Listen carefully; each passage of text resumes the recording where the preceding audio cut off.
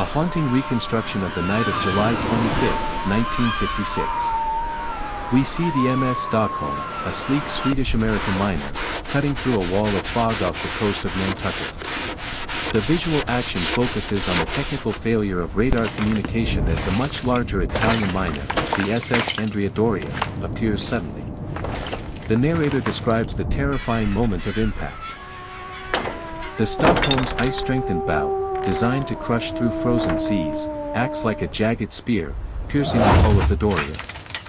We see archival footage of the Stockholm's crumpled nose, looking like shredded tin foil, yet the ship miraculously stays afloat. The camera pans over the chaotic rescue scene as the Andrea Doria begins its slow, 11-hour roll into the Atlantic.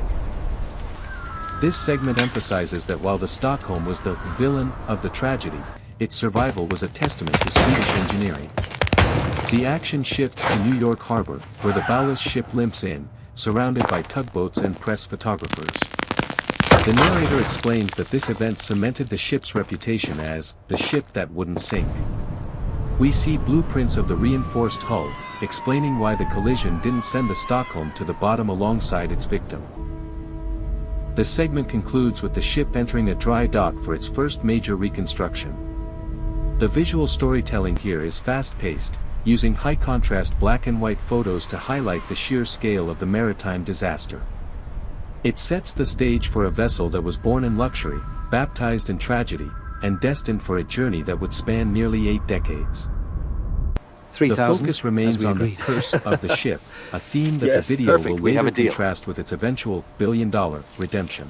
I can give you The 75 a ton for the hull, 318-word narrative based on here this trading. captures the transition That's from too a prestige liner to a chain wounded alone is survivor, worth more than that. marking the first of many lives for this Secure the resilient forward steel chains now. giant. After the repairs in Tightening New the York, supports. the action shifts to the All late clear, she's 1950s. We see the Stockholm stripped of its Swedish colors and sold to East Germany, the GDR. The video uses vibrant, colorized archival clips to show the ship being renamed the Völkerfreundschaft, which translates to Friendship of Nations. The visual narrative changes from a story of tragedy to one of socialist propaganda. We see shots of East German workers boarding the ship for state-sponsored vacations. The narrator explains that the ship was no longer a luxury liner for the elite, but a holiday home for the proletariat. The camera takes us inside the modified cabins, which were simplified and made more communal. We see the ship sailing to exotic, friendly ports like Havana, Cuba. The action highlights the ship's role as a symbol of the Iron Curtain's maritime reach. The narrator points out that during this era, the ship was meticulously maintained despite the political tensions of the Cold War. We see crews chipping away at the Atlantic salt and applying thick layers of white paint to the hull. The visual storytelling emphasizes the ship's durability, while other 1940s liners were being scrapped. The Stockholm, now the Völkerfreundschaft, was thriving in a niche market. The segment shows the ship navigating through heavy Baltic ice, proving that its original reinforced bow was still its greatest asset. The narrative transition here is vital, as it shows how the ship survived the era when most transatlantic liners were killed off by the rise of the jet engine. By serving a government rather than a commercial market, the ship secured another 30 years of life. The segment ends with the fall of the Berlin Wall, historical ship that would once again leave the aging vessel without a home and facing the threat of the scrapyard. As the 1990s begin, the video's tone turns somber. We see the ship, now renamed the Fridtjof Nansen, docked in a desolate Norwegian fjord. The action focuses on the visible decay, streaks of rust running down the hull, peeling leaf paint, and the eerie silence of an empty vessel. The narrator explains that the ship was being used as a floating barracks for asylum seekers.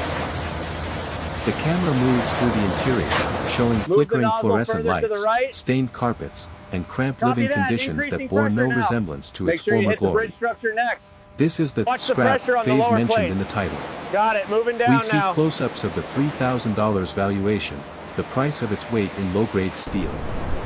The action highlights the ship's low point, where it sat alongside other forgotten relics of the sea. The narrator explains the death sentence usually handed to ships of this age. A one-way trip to the beaches of Olam, India. The visuals show the ship being towed, not under its own power, which is the maritime equivalent of a funeral procession. However, the camera lingers on the hull's waterline, where the narrator points out that the steel remains incredibly thick and free of structural rot. This visual clue hints at the coming revival. We see a montage of other 1940s ships being torn apart by hand, emphasizing the fate the Stockholm was narrowly avoiding. The segment ends with the ship being purchased by an Italian investment group. The action shows a lone surveyor walking the dark, hollowed-out decks with a flashlight, his beam reflecting off the high-quality Swedish steel that had survived the collision of 1956 and the neglect of the 1980s.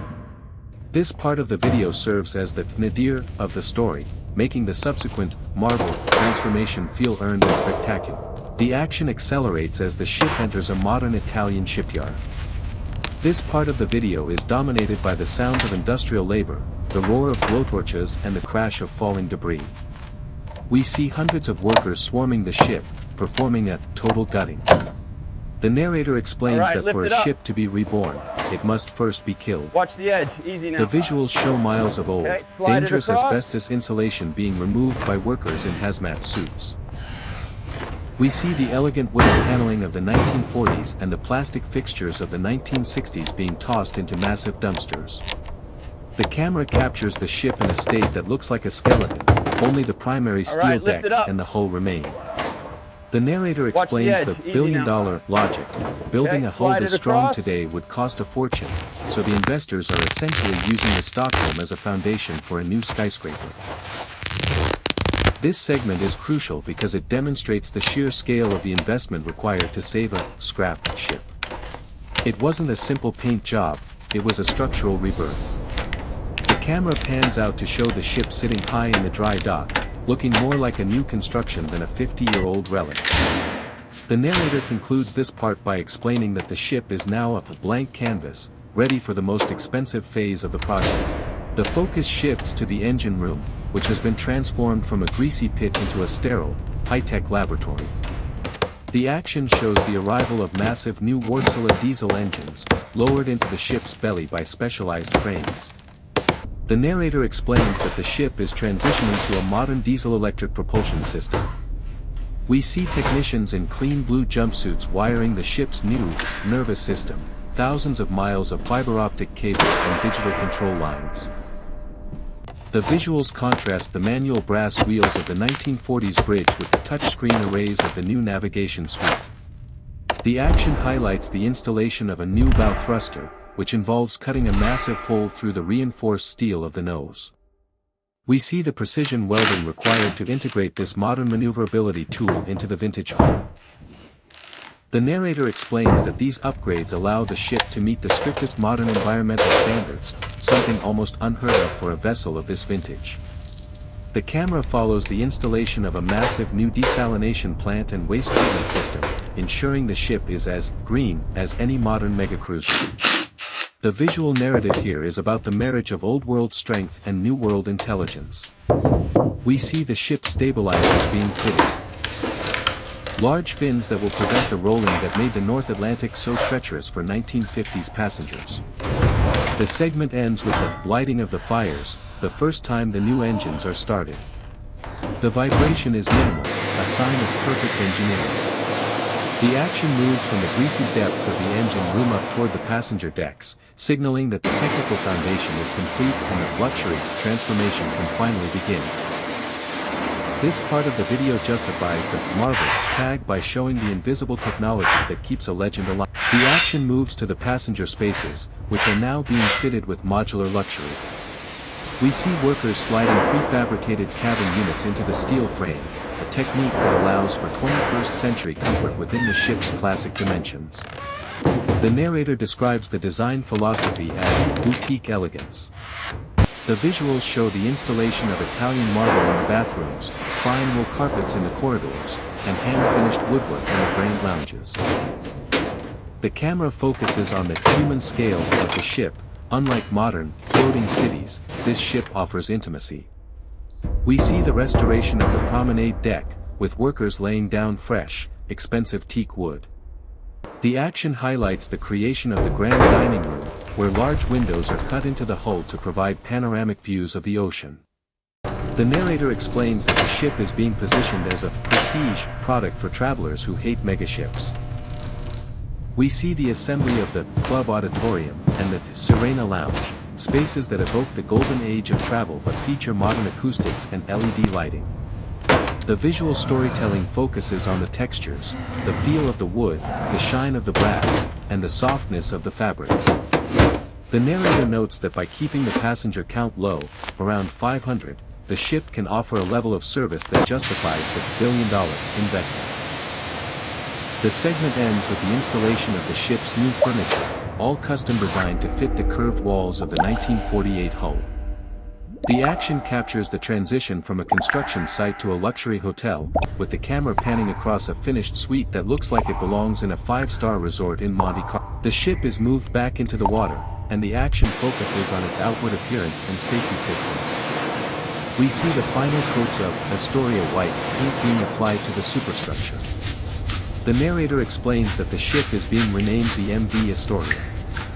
The visuals show the installation of modern life-saving equipment, bright orange enclosed lifeboats and high-speed davits that meet the post-Titanic SLAS, safety of life at sea, regulations. The camera captures the naming ceremony of the lifeboats, a tradition that signifies the ship's readiness for duty. The action moves to the upper decks, where we see the construction of a new pool area and an outdoor cafe. The narrator highlights the iconic yellow funnel, which has been reshaped to give the ship a more modern, streamlined silhouette. We see the installation of the ship's new radar masts and satellite domes, which look like high-tech gears on the vintage frame. The visual storytelling emphasizes the ship's curb appeal. As the tugboats move the Astoria around the harbor, we see people on the shore stopping to take photos of the classic liner. The narrator explains that the ship's shape is its greatest marketing tool. It looks like a real ship in a sea of floating apartment blocks. The action focuses on the bridge once more, where the crew is performing a lights out test of the emergency power systems.